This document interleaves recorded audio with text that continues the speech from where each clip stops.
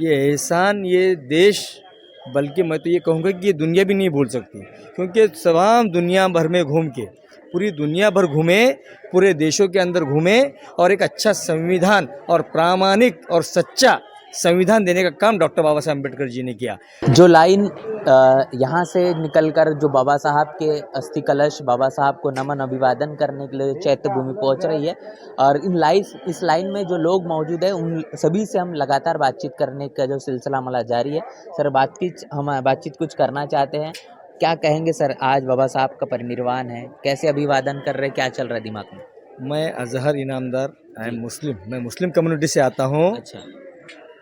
Doctor Baba Saheb Ambedkar ने इस देश के लिए जो एहसान दिया है, उनके जो एहसान है, ये एहसान ये देश, बल्कि मैं तो ये कहूँगा कि ये दुनिया भी नहीं भूल सकती, क्योंकि तमाम दुनिया भर में घूम के, पूरी दुनिया भर घूमे, पूरे देशों के अंदर घूमे और एक अच्छा संविधान और प्रामाणिक और सच्चा संविधान देने का काम डॉक्टर बाबा साहेब अम्बेडकर जी ने किया। और ऐसा हुआ कि कुछ बौद्ध कम्युनिटी के लोगों ने या देश के कुछ एक ताकतों ने कि सिर्फ बौद्ध समाज के ही डॉक्टर बाबा साहेब अम्बेडकर है, ये सरासर गलत है। डॉक्टर बाबा साहेब अम्बेडकर ने ये समाज के शोषित, वंचित, गरीब, अमीर सबके लिए समान एक संविधान और प्रामाणिक सच्चा संविधान देने का काम किया है। आज उनका महापरिनिर्वाण दिन है। 6 दिसंबर के मौके पर मैं मुंबई बहुत मर्तबा आया, 1000 मर्तबा आया हूँगा, पर पहली मर्तबा आज उनकी ये पवित्र भूमि में यहाँ पर आया हूँ और मैं तहे दिल से तमाम अनुयायियों को मुबारकबाद तो देता ही हूँ, इसके साथ साथ तमाम चैनल्स का भी मैं ये शुक्रिया अदा करता हूँ कि वो कवरेज देकर डॉक्टर बाबा साहब अम्बेडकर की अहमियत को बताते हैं, लोगों तक पहुँचाते हैं। और ख़ासकर मुझे सबसे अच्छी बात यहाँ पर ये लगी कि ये बुद्धिस्ट एक सोसाइटी के कुछ महिलाएँ हैं यहाँ पर, और एक समता सैनिक दल की कुछ महिलाएं हैं और कुछ लड़कियां हैं। वो लड़कियों के लिए खासकर मैं, और यूथ है वो, मैं भी एक यूथ हूँ, मैं भी देश का युवा हूँ। ये युवा लड़कियों का और हमारे ज्येष्ठ, हमारे माँ के दाखिल, हमारे दादी की दाखिल महिलाएं भी यहाँ पर है, इनका भी मैं शुक्रिया अदा करूंगा कि वो लोग एक डिसिप्लिन के अंदर यहाँ पे काम करते हैं और यहाँ पर किसी भी प्रकार का पो कहीं दिखा नहीं मुझे अंदर सिस्टम में। यानी महाराष्ट्र पुलिस की गरज नहीं पड़ी, पुलिस होना नहीं है ऐसा मैं नहीं चाहता हूँ, लेकिन पुलिस की भी गरज ये लोग नहीं पड़ने देते हैं। मैं इस मौके पर यही मुबारकबाद दूंगा कि महापरिनिर्वाण दिन के मौके पर कि डॉक्टर बाबा साहब अम्बेडकर का, हाँ एक बात मैं भूल गया बोलते बोलते बोलना, ये खासकर बोलना चाहता हूँ कि कुछ राजकीय लोगों ने यहाँ पर ये कहा कि ये देश का संविधान बदलने वाले हैं वो लोग, मैं हूँ। तो यानी मेरे पे ये ब्लेम किया गया कि मैं संविधान बदलूंगा। वो किसने किया? मेरे प्रत्येक अपोजिशन वाले ने, और मैंने अपोजिशन वाले पे ये अपोज किया कि तू संविधान बदलने वाला है। लेकिन मैं औंढा नागनाथ हिंगोली डिस्ट्रिक्ट से हूँ, पर चिखली के आमदार श्वेताताई महाले पाटिल, इनके मैं विधानसभा से भी अच्छा ताल्लुक़ रखता हूँ। मुझे आमदार श्वेताताई महाले पाटिल की एक बात इस वक्त याद आती है।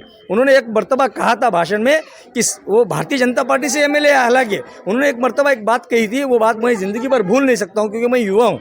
उन्होंने एक बात कहा था कि अभी तक वो माँ ने वो बेटा जन्म ही नहीं दिया कि जो इस देश का संविधान बदल सके। यानी देश के अंदर संविधान बदलने वाला अभी तक वो माँ ने बेटा नहीं जन्मा है। इसलिए मैं तमाम अनुयायियों से मुबारकबाद देता हूँ और मैं तमाम मुस्लिम भाइयों से भी अपील करूंगा कि डॉक्टर बाबा साहब अम्बेडकर ने जो हमें संविधान दिया है, इसके ऊपर देश बिल्कुल चल रहा है और चलेगा इंशाल्लाह। क्या कहेंगे आज के इस मौके पर एक मुस्लिम व्यक्ति होने के नाते बाबा साहब को नमन करना, अभिवादन करना, खासतौर पर तमाम जो आपके समाज का, आपके बिरादरी के जो लोग देख रहे हैं, आपके समुदाय के जो लोग देख रहे हैं, उनसे क्या कहना चाहिए? डॉक्टर बाबा साहब अम्बेडकर ने एक बात कही थी, शिका, संगठित हुआ आणि संघर्ष करा। हमारा समाज सीख रहा है, संघर्ष भी कर रहा है और संगठित भी हो रहा है। इसलिए मैं तमाम मुस्लिम भाइयों से अपील करूंगा कि आप संगठित भी हो, पर आप प्रचार करने वालों के अंदर किसी पार्टी ने, मैं नाम नहीं लेना चाहूँगा, कुछ एक पार्टी ने बहुत ज़्यादा राज हमारे देश पे किया, पर हमको बंटवारा भी करने का उतना ही ताकत से काम किया है। मैं पॉलिटिशियन में नहीं पढ़ना चाहता हूँ, पर जो सच्चाई है वो सच्चाई है। ये देश के संविधान को जिंदा ताज़ा रखने की हमारे जैसे मुस्लिम समाज हो, बुद्धिस्ट समाज हो, आदिवासी समाज हो, मातंग समाज हो, मराठा समाज हो, ब्राह्मण समाज हो, मारवाड़ी समाज हो, गरीब हो, श्रीमंत हो, मराठवाड़े का हो, महाराष्ट्र का हो या उत्तर प्रदेश का हो या देश का हो या दुनिया का हो, डॉक्टर बाबा साहब अम्बेडकर हमारे पहले भी आइडियल थे, आज भी आइडियल है और आगे भी आइडियल रहेंगे। डॉक्टर बाबासाहेब आंबेडकरांचा बस इतना कहूँगा। और अगली अगली बार भी आएंगे? बिल्कुल, आज का ये वातावरण देख के लग रहा है कि अगली बार जब आऊँगा तो मुझे रास्ते में कुछ किताबें दी गई किताबें देखी? पानी भी दिया गया। द बैंक ऑफ महाराष्ट्र ने कैप भी दी और बैंक ऑफ महाराष्ट्र ने मुझे एक फ़ोटो भी दिया। और बैंक ऑफ महाराष्ट्र ने और एक मेरे को उन्होंने पूछा आपको बच्चा है क्या, तो मैंने बोला हाँ मेरी लड़की है फर्स्ट क्लास में, तो उन्होंने ये सेट भी दिया।